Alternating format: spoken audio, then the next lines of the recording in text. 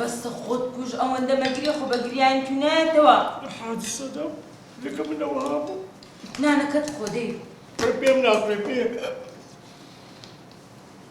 ديارة بيت نابري والله لك وجع السنمي يجبين أبري واجي عليك بكرة عندها زي تنسكبهم داران دستا كاف بيبس ما تبو كاكا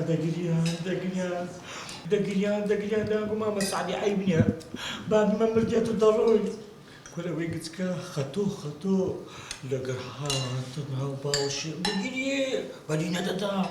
دقبوني حاسس انا مي بابا من ليدي هاواني دكر بمجد نقول تسبكم دامني ناكري والله اوكي كي يتشكان هي يتشقتلو كبو لقى خوي بكا او خوي ببانطوري من وقت دبوني خلي ببانطوري من قبل مرة لكن ما با استركوا هذا قليل كنا حمد قاتي خويا لومبا كنا حمد السينيا كنا حكى لبلي جهامي بي جهامي سعد أوامرك وعكك باشا لكنا من أواقرين أواه وتقلق حيلاني قالوا هيس كيبي بابا سمير رانا خمر دقيق ادي اسمي اللي بتو حيلاني سعدي جانا زين تركان سي عندك قد جانا زين قلت هم نقوش كان زرطة يا اه سوريا وزقتة سكريا هرهموي فوكاركي قوش حيوانيا ليه براسك كان دريم عم قوش حيوان كم كتو زوج كم كتو سعد زوج صوت راسك كم كتو براسك اليوم حفتك بيش الشبكة بالون لو كدي دكتور قلت ما كي قوش حيواني لبيش دابنين أتشوف زور كم كدو ديارك صح زور دينكا أجا من صحة تخرج براسك فوتبال تنبخو هذه تبغى كوال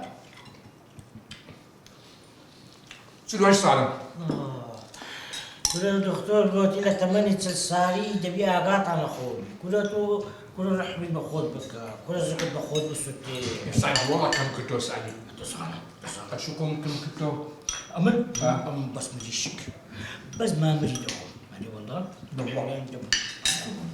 بخون ناني بخون دير ما زور قشع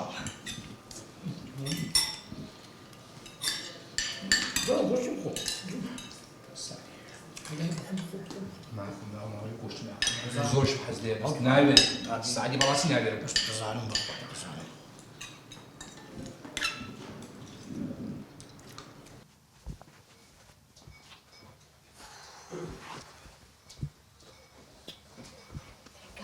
بۆ ئاواکە دەدانیشە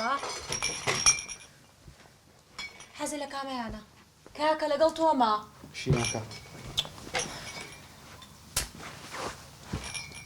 چۆن حەمان چووە چی بکەین کاکە گیان تۆ ئاوا مەکە خۆ قەلەق مەکە وا ئەگەدارە ئەم جارە بێتە ئەم ماڵە خۆمەزانم چی دەکەم تۆ ئەو خۆ چی بکەین کاکە گیان جوابی منیش نایاتەوە ئەرە چی بوو؟ سعدی دەنگی نەبوو؟ وەڵام چی بێ ئەی چی؟ حیامەند چوو حیا چی جواب ئامۆزا بدەمەوە چی جواب خزم بدەمەوە چی جواب نازانم خەڵک بدەمەوە حیامەند ئەوە ئێوە ئاوا خەمی خزمتانە ئەی من چی کە مێردەکەمەم لەگەڵانێ لە جەژنە کورەوە قەی ناکا وەڵڵای ئەمە چی جوابی خەڵک بینەوە کەش فەمین کە ژنی تری هەیە ئێستاڵەن ئەوە لە ئەوی ترە ئەوە تەلەفۆنە کێیە ڕازوانە چی پێ بڵێم چی پێ بڵێم وەڵا بڵێم چی بڵێم ئەلۆ ئامۆزا جەژنت پیرۆز بێ لە تۆش پیرۆز بێ ئامۆزاگیان وەزات چۆنە ئەحواڵت چۆنە لەخوا بەزابێ هیچ عیبمان نییە ئەی مامۆژن چۆنە عیبی نیۆڵاوە لە تەنیشتمەوە سڵاویە بوت سەلامەت بن یا خوار ساغ بن سەلامی لێ بکەڕۆڵە سەلامی منیش ئەو سەلامەکەنەوانیش ئەی کاک سعدی چۆنە زۆر زۆر باشە لەخوا بەزیابێ ئاتخوا تەلەفۆنەکەی بدێ با پیرۆزبایی لێ بکەم ئەلو ئامۆزا دە تەلەفۆنەکەی بدێ با قسەی لەگەڵ بکەم چۆتە دەرەوە دێتەوە هاتەوە تەلەفۆنت بۆ کەم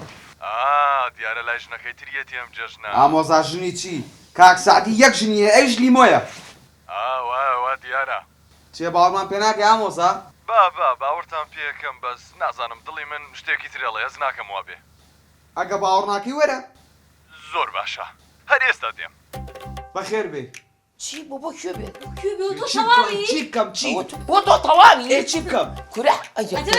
وەرە ئێستا ئێمە چی بکەین تۆ چۆن شتیوە ئەەکەی بۆ کوێ بێت چیم بوو تایە کاسە با بڕێن لە ماڵەوە نین کاسە با بڕێن جوانە یەک کەس ناکەمەوە ئەوەی بێتە بەرەوە دەرگایە لە دەرگامە دەرگای لێ ناکەمەوە شوت پێ نەکردا هەمووتان بەس ئەوە زانن لەومەی من بکەن کورە ئێوەش مەیکەن بەشەڕ ئێوەش مەیکەن بەشەڕ